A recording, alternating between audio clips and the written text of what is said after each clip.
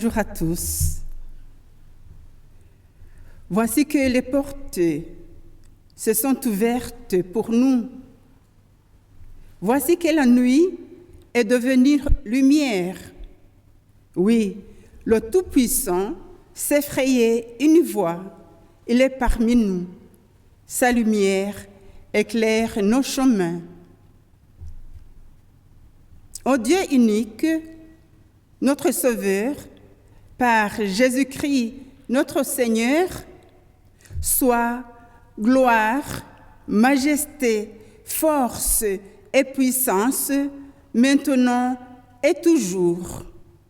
Et sur vous soit toute sa bénédiction de paix, sa bénédiction de bonheur, de joie, d'amour et de bonne santé. Amen. Nous célébrons le culte du dernier dimanche de l'année. Notre aide est dans le nom de Dieu, notre Père, et dans le nom de Jésus-Christ, le Fils, et notre force dans l'Esprit Saint, le même hier, aujourd'hui et éternellement. Nous voulons chanter pour notre Dieu. Tous les chants que nous chantons dans ce culte sont tirés du recueil Alléluia. Nous sommes encore dans les temps de Noël et nous nous réjouissons. Nous chantons ce Dieu qui s'est approché des humains.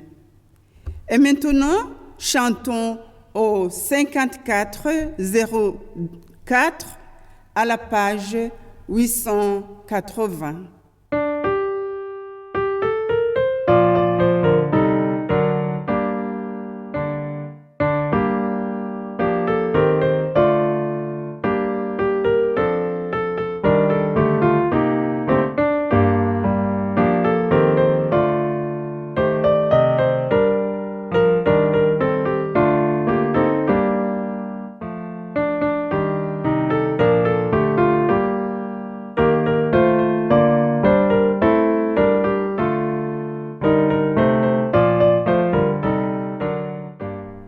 Chers frères et sœurs, le temps de Noël a commencé.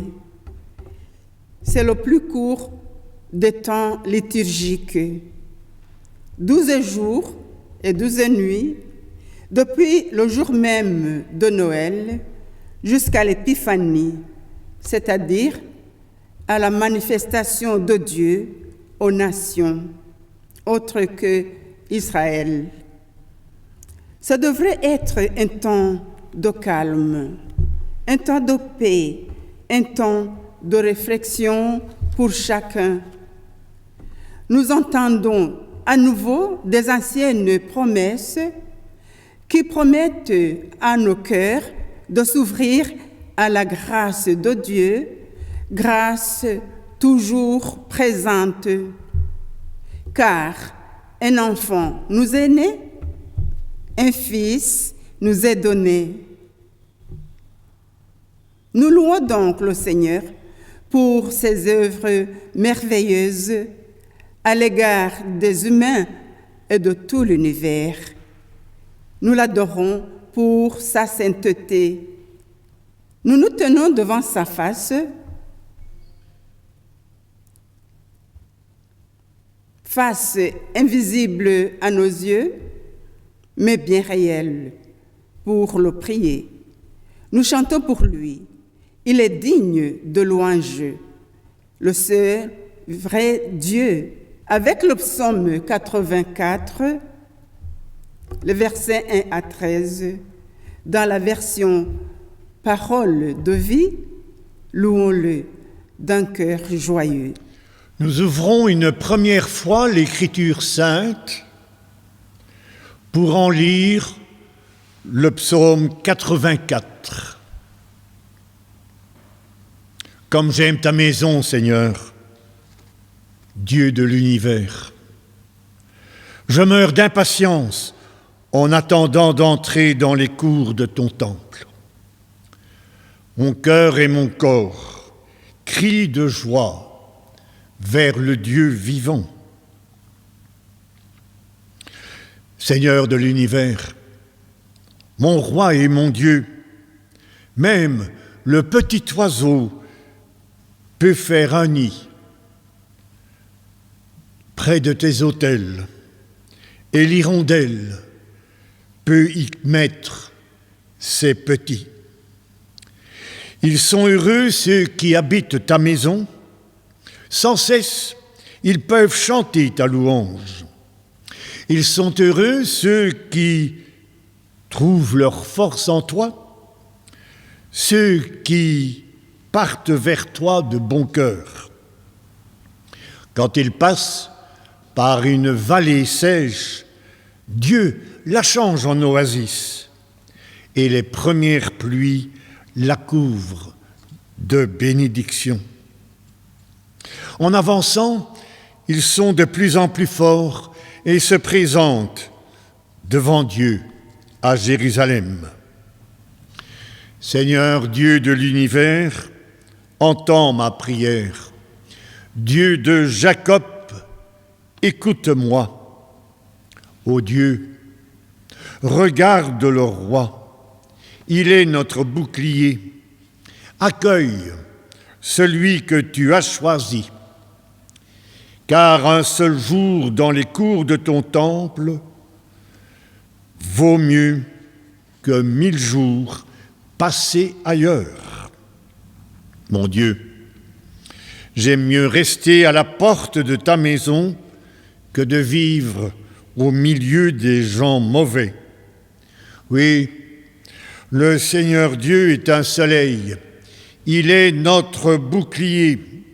Le Seigneur Dieu donne l'amour et l'honneur. Il ne refuse pas le bonheur à ceux qui mènent une vie parfaite. Seigneur, Dieu de l'univers, il est heureux celui qui a confiance en toi. Et nous voulons prier. Éternel Dieu Tout-Puissant, Créateur de l'univers, tu as donné grâce et gloire à ton Christ, Jésus de Nazareth. Donne-nous de marcher sous sa houlette avec le peuple des croyants vers ta maison, et ainsi conduits par lui, nous allions joyeusement jusqu'au lieu où nous te contemplerons, Père, pour les siècles des siècles. Amen. Et nous voulons chanter dans le cantique Alléluia, page 889, le numéro 54-12.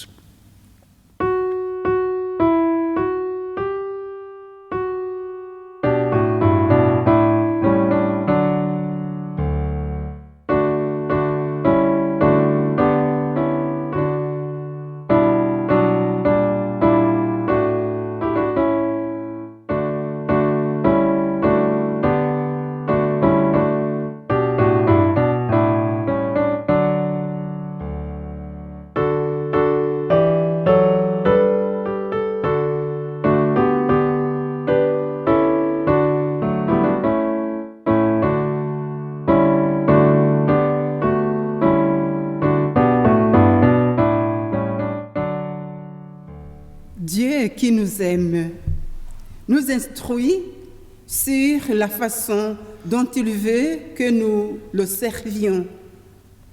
À ce propos, écoutons ce que dit Paul à l'église de Colosse et qui s'adresse aussi à nous aujourd'hui. Colossiens chapitre 3, versets 12 à 17. Vous êtes membres du peuple de Dieu.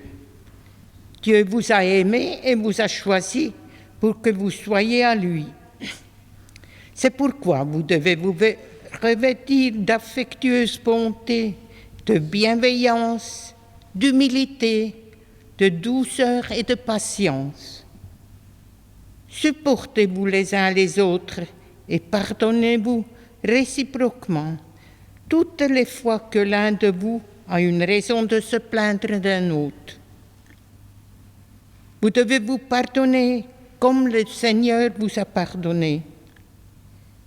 Et par-dessus tout, ayez de l'amour, ce lien qui vous permettra d'être parfaitement unis. Que la paix du Christ dirige vos cœurs. C'est en effet à cette paix que Dieu vous a appelés ensemble comme membres d'un seul corps. Soyez reconnaissants. Que la parole du Christ avec toute sa richesse habite en vous. Instruisez-vous et avertissez-vous les uns les autres avec une pleine sagesse. Chantez à Dieu de tout votre cœur et avec reconnaissance des psaumes, des hymnes et des cantiques. Dans tout ce que vous faites, agissez au nom du Seigneur Jésus, en remerciant par lui Dieu le Père.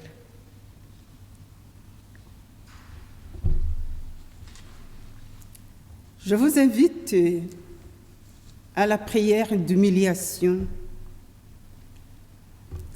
Toute grâce excellente et tout don parfait viennent d'en haut et descendent du Père de lumière, en qui il n'y a ni variation, ni ombre, ni changement.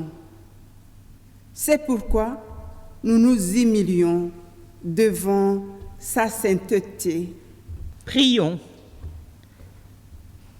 Seigneur Jésus, tu as pris la forme d'un serviteur. Tu es devenu semblable à nous pour nous apprendre à porter les fardeaux les uns des autres. Tu t'es rendu obéissant jusqu'à la mort de la croix. Tu rassembles en un seul corps des hommes réconciliés. Nous étions asservis par tout ce qui séduisait nos cœurs. Tu es ressuscité entre les morts pour faire de nous des êtres libérés. Tu es la splendeur du Père, engendrée avant tous les temps et toutes les créatures. Pourtant, venu sur notre terre, tu as été réfugié dans un pays qui n'était ni le tien, ni donc celui de tes parents, Joseph et Marie. Tu as exaucé depuis le commencement la prière des justes qui te furent agréables. Accorde-nous aussi le pardon de nos péchés, garde-nous de tout mal, caché ou manifesté, et fais-nous parvenir à la lumière resplendissante de ta gloire, qui règne avec le Père et le Saint-Esprit, maintenant et toujours, pour les siècles des siècles. Amen. Amen. Et nous chanterons du cantique de la page 359, le cantique 30-10, sur tous les peuples dans la nuit.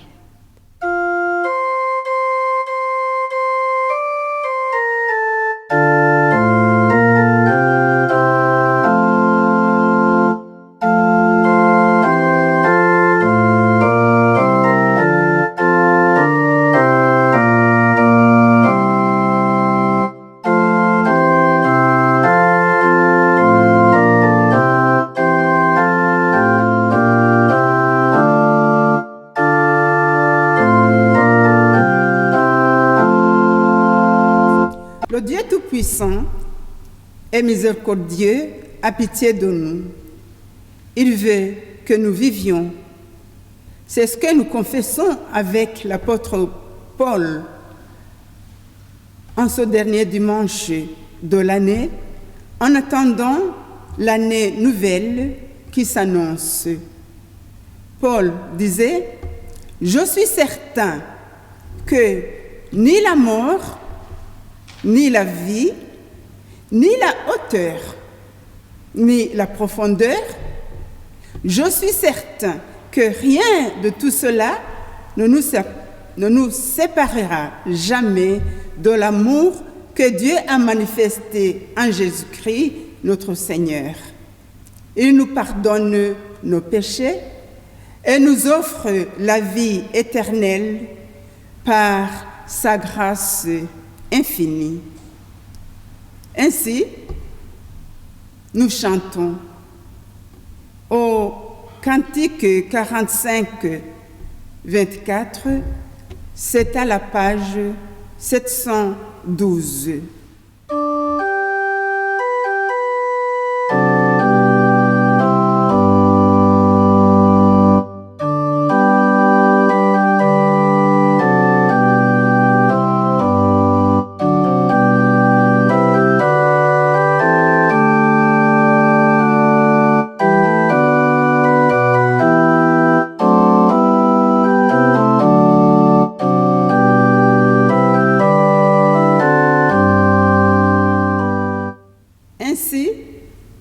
Nous confessons notre foi en ce Dieu rédempteur. Je crois en Dieu le Père, source, origine et but de toutes choses. Je crois en Jésus-Christ. Il est présence de Dieu dans notre vie. Il nous apporte la réconciliation avec Dieu, avec nous-mêmes, avec les autres et avec toute la création. Il donne la vie en abondance à ceux qui l'accueillent. Je crois en l'Esprit Saint. C'est lui qui inspire les cœurs. Il rend la foi réelle pour qu'elle transforme nos vies. Je crois que l'Église est une famille de pauvres et de petits, capables de louer le Seigneur en vérité. C'est ce que nous croyons fermement. Et nous chantons le cantique 56, 4, page 912, pour cet immense bonheur.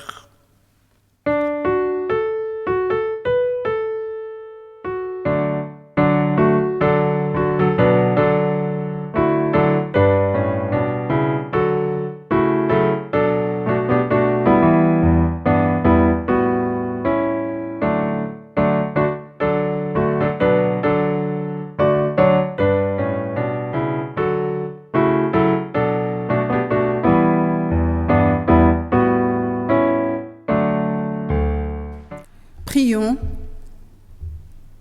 avant de poursuivre la lecture biblique et son commentaire. Loué sois-tu, Père très bon.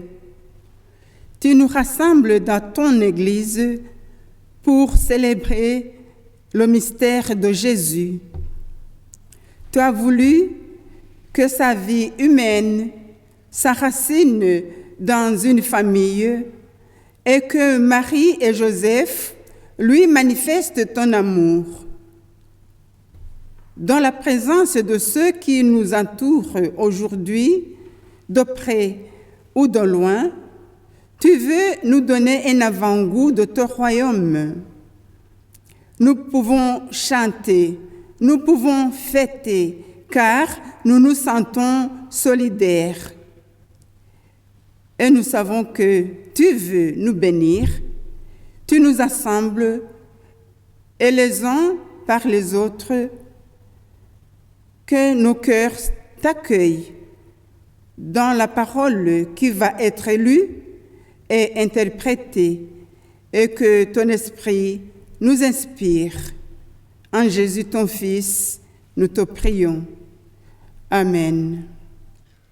Nous ouvrons une seconde fois l'Écriture sainte pour en lire dans l'Évangile selon Matthieu, au chapitre 2, les versets 13 à 15 et ensuite 19 à 23.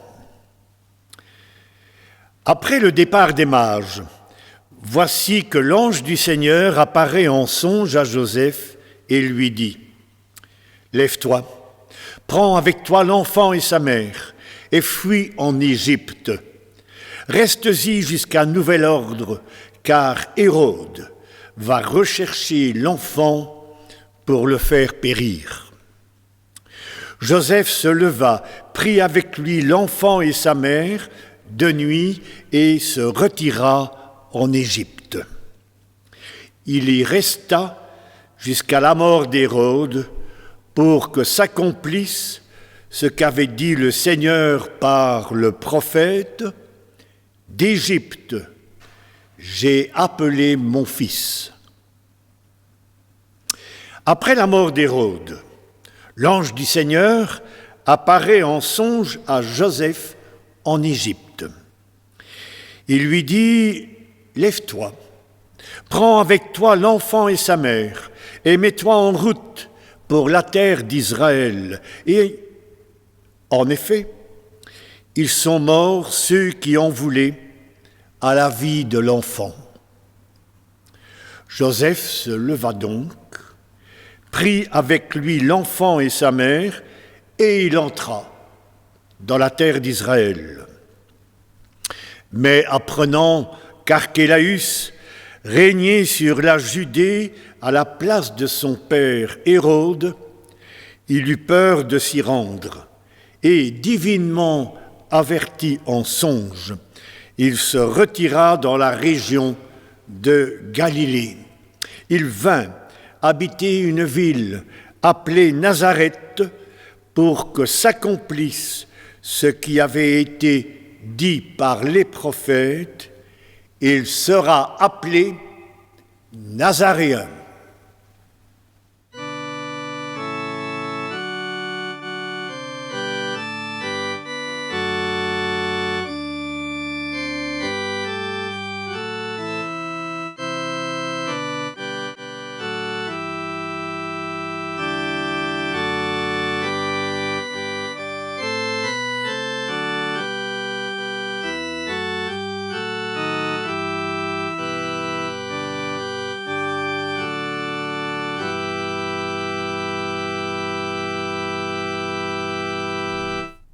Frères et sœurs, nous voici ce matin, au lendemain de la joie de Noël, face à un texte qui nous parle d'un départ clandestin et précipité dans la nuit. Joseph et Marie sont confrontés à un problème majeur, même s'ils ne le savent pas encore.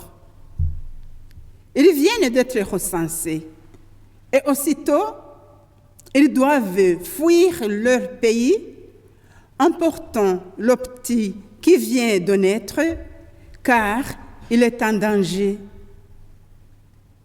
Ce n'est pas n'importe quel danger en plus, c'est le danger de mort. Cette histoire nous apprend encore une fois combien Jésus partage notre humanité, ses soucis, ses problèmes, des imprévus, des fatigues, des attentats, des moments de trouble de la vie.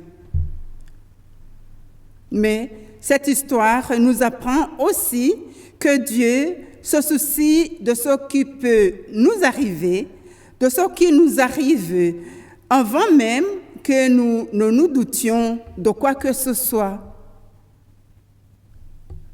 Il connaît nos peines et nos souffrances et pourvoit aux solutions auxquelles nous n'aurions pas pensé ou eu peur d'envisager. Certains parmi nous connaissent et peuvent décrire ce qu'un départ fugitif et précipité dans la nuit, dans la crainte, en abandonnant tout pour passer la frontière, être poursuivi, plongé dans l'illégalité, contraint de quitter son pays natal pour être séparé de sa famille, peut-être éparpillé ici et là, laisser derrière soi tous les amis et tous les biens, oublia tous les bons projets en vue. Je peux aussi donner ce témoignage, car plus d'une fois, j'ai vécu cette situation où vous voyez mourir des innocents autour de vous, là où vous vous êtes cachés, et la peur que vous éprouvez quand vous pensez que la même chose, le même sort vous attend, tétanisé, ne sachant même pas crier, quelle horreur. Comme tous les parents, surtout les jeunes parents, Marie et Joseph rêvaient sans doute de s'installer au plus vite dans leur village, de vivre le bonheur d'être parents et de ne devoir se préoccuper que du nécessaire vital pour eux et pour leurs petits. La vie en a décidé autrement. Les voilà sur la route, une route de fouillards, d'immigrés, de demandeurs d'asile. Heureusement, à cette époque, ce n'était pas nécessaire d'aller faire des files pour s'inscrire comme réfugiés. C'est ce que j'imagine. N'empêche, ils vont vivre la terrible expérience de tous les opprimés. Les innocents, ils sont tués, ici et là. Et dans notre monde, et ceux qui tuent pour leur propre honneur existent toujours. Lorsque un Hérode meurt, un autre lui succède immédiatement et nous continuons d'avoir peur. Historiquement, cela s'est passé ainsi. Après la mort d'Hérode le Grand, Archélaus lui succède immédiatement. Mais qui est Hérode et comment gouverne-t-il? Hérode était tellement déséquilibré que partout il était connu ainsi. Il n'exerçait pas sa folie seulement envers le peuple d'Israël, dont il était roi, mais aussi envers sa propre famille. L'empereur Auguste lui-même disait que chez Hérode, mieux vaut être un cochon qu'un de ses fils. Personne ne rigolait chez Hérode. 3 de ses fils le gênaient et il les fit tuer. Un historien, l'historien Joseph Flavius, fort bien renseigné, a mené une enquête soignée sur tous les crimes d'Hérode. L'image qui en résulte est celle d'un despote absolument sans scrupules et haï par tout le monde. Ses enfants et ses petits-enfants le haïssaient tellement qu'ils sont mis à douter qu'au moment de sa mort, on se réjouisse plutôt que de le pleurer. Vous savez ce qu'il a fait? Il ordonna qu'au moment de sa mort, on tue en même temps quelqu'un de la famille de chacun de ses enfants, afin qu'on puisse penser que c'était lui qu'on pleurait. C'est cet Hérode qui fait massacrer les enfants de peur qu'un d'eux ne vienne un jour lui succéder ou lui discuter le règne. Aujourd'hui aussi, quand on parle de massacre des innocents dans l'histoire, c'est de ces enfants de 2 ans et moins qui sont tombés sous l'épée des soldats d'Hérode. D'autres, bien sûr, après lui, jusqu'à notre siècle, des innocents ont été massacrés et d'autres le sont encore. Après Hérode le Grand, Archélaos lui succède immédiatement. Les historiens disent que pour réprimer une émeute, il fut tellement brutal que 3000 manifestants qui réclamaient la liberté des prisonniers politiques et que les impôts furent allégés ont été rapidement exécutés. Archélaos était lui aussi à craindre et Joseph avait raison d'avoir peur de lui et de prendre au sérieux les instructions reçues de l'ange. Divinement averti en songe, il se retira dans la région de Galilée. Pas de minute à perdre. Sitôt réveillé, il exécute l'ordre reçu d'aller s'installer ailleurs. Quant à Archélaos, l'histoire rapporte qu'il a été destitué par l'empereur Auguste et qu'il s'est exilé à Vienne où il est mort. Voyez-vous, un héros demeure et un autre lui succède immédiatement. Et nous continuons d'avoir peur. Joseph et Marie quittent l'Égypte, mais ils vont habiter à Nazareth pour y vivre en famille. L'Église, surtout l'Église catholique, va célébrer cela et parler de la Sainte Famille. Pour une vie de famille, elle est loin d'être idéale ou tendre.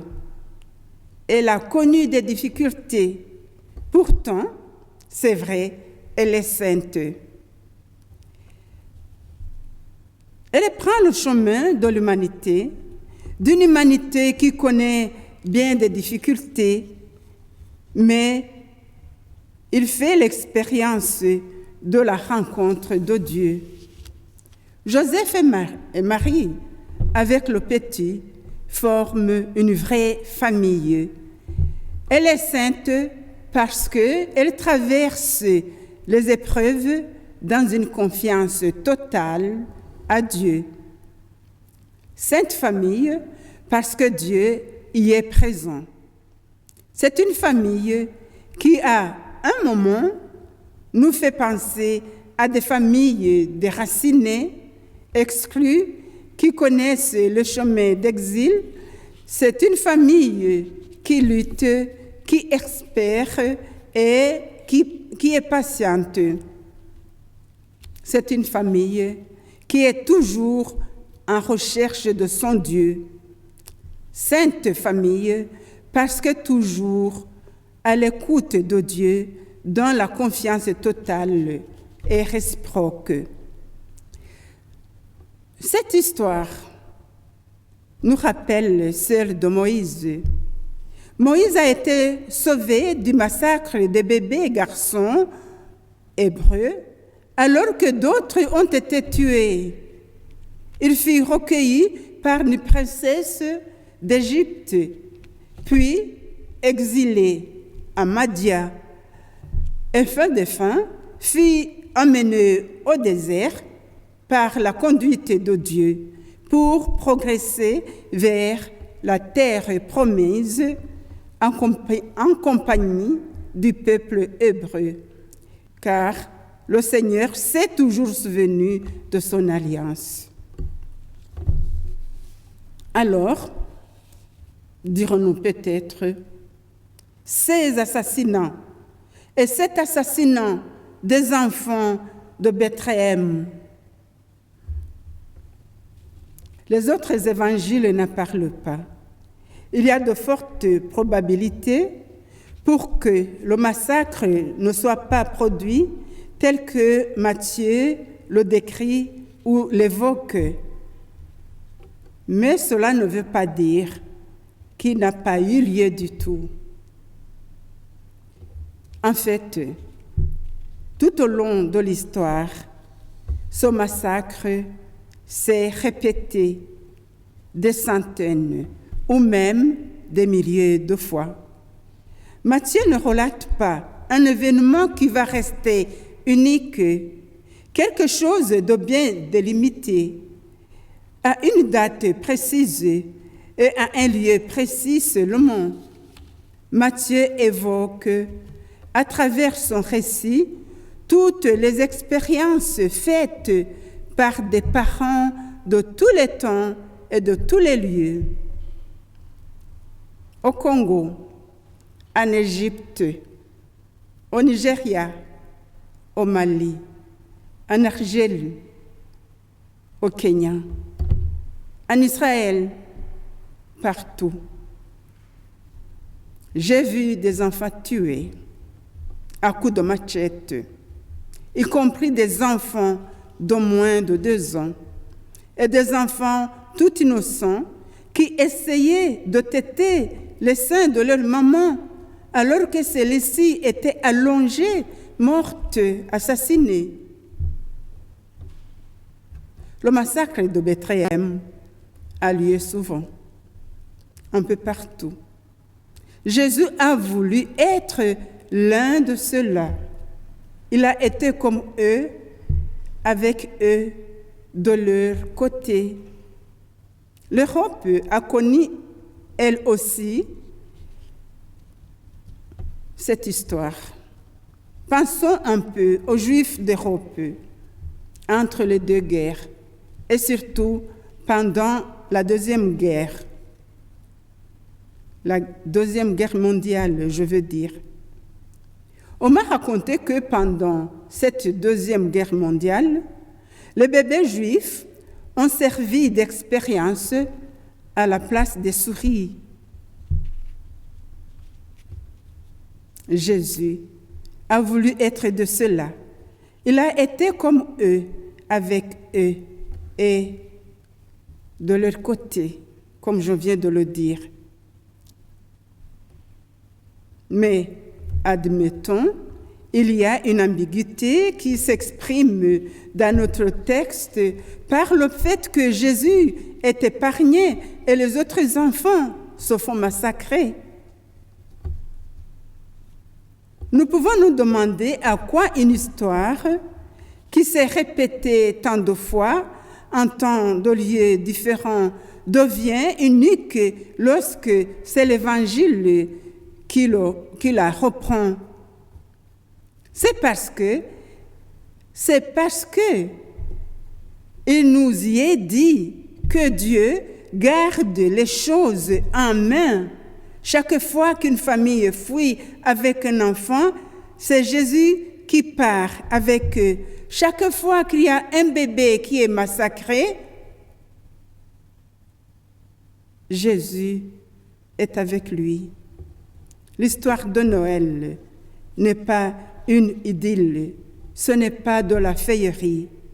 Si Dieu s'est fait homme, c'est pour participer à toute la misère de l'existence humaine, à la peur, à l'incertitude, au harcèlement, à l'absence de patrie, aux souffrances et à la mort, donc à tout ce qui fait l'ambiguïté de nos vies. Dans l'histoire de ce matin, Marthe parle de l'enfant qui a été préservé. C'est comme dans beaucoup d'autres histoires. Dieu a mobilisé son ange en faveur de Jésus, comme en faveur de beaucoup d'autres rescapés, comme en faveur de Moïse. Tous les enfants ne sont pas exterminés lors des massacres, même si l'on vise à les éliminer tous. Ici, il y a toutes les questions sans réponse, tout ce qui ne va pas du tout, tout ce qui est horrible, tout ce qui heurte notre raison et notre cœur. Pourquoi les enfants viennent-ils au monde pour mourir ensuite bien avant l'âge? Pourquoi Dieu n'intervient-il pas pour rappeler tous les héros de tous nos temps, de tous les temps? Nous n'avons pas de réponse. Mais il nous faut aussi aborder l'autre dimension du texte. Le Seigneur a ordonné à son ange de te garder sur toutes tes voies, puisque tu es là. Ce n'est pas une affirmation gratuite, c'est une expérience vécue. Ceci dit, en tant que chrétiens, nous sommes appelés à combattre contre ce monde qui fait mourir les enfants, qui font souffrir les petits et qui font mourir les faibles, l'innocent. Pour terminer, l'histoire a donc deux phases. La phase sombre, terrible, cruelle, pleine de questions sans réponse, et la face claire, avec des délivrances et de l'expérience, c'est comme un miroir de la vie de chaque jour. Il en fut ainsi au cours de l'année qui se termine, il en sera ainsi au cours de l'année qui vient. La vie est ainsi, des moments terrifiants, suivis des moments merveilleux, et vice-versa. Il faut accepter les deux phases, l'une avec l'autre, sans nous révolter contre Dieu. L'expérience de Dieu qui sauve nous garde dans les mauvais moments, mais elle ne supprime pas des mauvais moments. Il y en a qui ont tout pour vivre et d'autres qui doivent suer du sang pour survivre. Que faisons-nous si nous sommes du côté des favorisés? Est-ce pour rien que nous sommes ce que les autres ne sont pas? Que Dieu nous aide à vivre pour lui et pour les autres tout au long de l'année qui s'annonce. Moïse a été épargné car plus tard, il devait être l'atelier dans lequel Dieu a travaillé pour sauver un peuple. Jésus a été épargné car il devait rapprocher le genre humain par sa vie et par sa mort et sa résurrection, les approcher de Dieu. Tu es ce que tu es, peut-être nu comment, pour être un pot de sauvetage pour une autre personne qui n'est pas comme toi et qui est méprisée. Et si tu fais comme Dieu t'appelle à le faire, il va être sauvé. Oui, l'histoire a deux faces. La phase sombre, terrible, cruelle, pleine de questions sans réponse, et la phase claire avec des délivrances et de l'espérance. Ce qui est certain, c'est que Dieu, dans les deux, si incroyable que cela paraisse, nous disons seulement, dans un cas comme dans l'autre, les voies de Dieu sont insondables. Et dans tous les cas, nous sommes sûrs de son amour. Amen.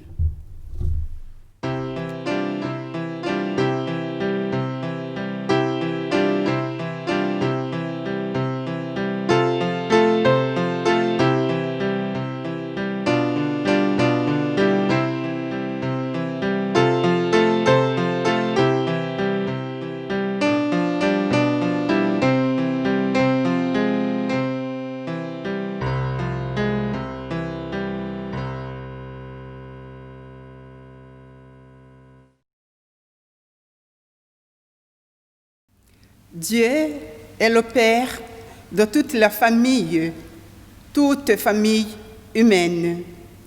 Il est un Dieu de communion. Nous voulons le prier.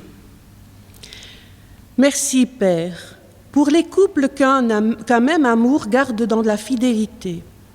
Souviens-toi des couples déchirés et des communautés divisées. Merci, Père, pour ceux qui ouvrent largement les portes de leur maison à l'étranger. Souviens-toi de ceux qui souffrent de leur solitude, surtout en ces jours de fête. Ils sont nombreux suite à la présence parmi nous du virus qui menace ceux qui se rassemblent. Merci pour tous ceux qui partagent avec le pauvre qui est à leur porte. Souviens-toi de ceux qui manquent de tout, quand partout s'affiche l'abondance. Souviens-toi de la famille regroupant tous les chrétiens de toutes les dénominations. Ils forment ton Église pour qu'un jour, ils puissent partager le même pain. Dieu très bon, écoute notre prière, puisque nous sommes ton peuple en Jésus, ton Fils. Reste auprès de ceux qui sont en deuil et qui n'auront pas la joie de terminer l'année avec les leurs que tu as rappelés à côté de toi. Nous pensons en particulier aux membres de notre communauté de Carnion qui ont perdu les leurs au cours de cette année qui touche doucement à sa fin. Pour certains, les souvenirs sont très frais et attendent ta consolation. Nous pensons aussi à toutes les familles qui ont été prolongées dans le deuil suite au Covid-19, aux familles qui ont perdu leurs proches suite au cancer, aux familles qui ont perdu les leurs suite à une toute autre maladie. Nous prions pour les malades qui ne perçoivent pas la fin du tunnel de leur souffrance et à qui les diagnostics révèlent que les chances de guérir sont très minces ou même inexistantes. Nous te louons pour la force avec laquelle ils vivent cette situation et te prions de ne pas les laisser à eux-mêmes. Remplis leur cœur pour que le malin ne trouve pas une place pour y jeter les lamentations. Merci, Père. Tu nous as gardés toute l'année. Cette année durant laquelle plus d'1 million de vies ont été emportées par diverses causes désarmantes, les unes comme les autres, dont un nouveau virus qui n'a pas eu pitié de notre humanité et qui persiste encore à nous déstabiliser et à désorienter nos systèmes. Tu nous as aidés à tenir ferme pendant les moments de souffrance et des douleurs. Merci parce que tu offres à chacun de nous les dons nécessaires à l'épanouissement de sa vie. Ces dons, Seigneur, nous en avons besoin et te les demandons pour tout le long de l'année qui est devant nous, dans laquelle nous espérons entrer par ta grâce. Nous te demandons déjà de cheminer avec nous chaque jour que tu nous donneras de vivre. Merci Jésus de venir nous confier de la part du Père céleste la responsabilité de gérer les biens de ton royaume sur la terre. Merci d'avoir vécu dans une famille semblable aux nôtres.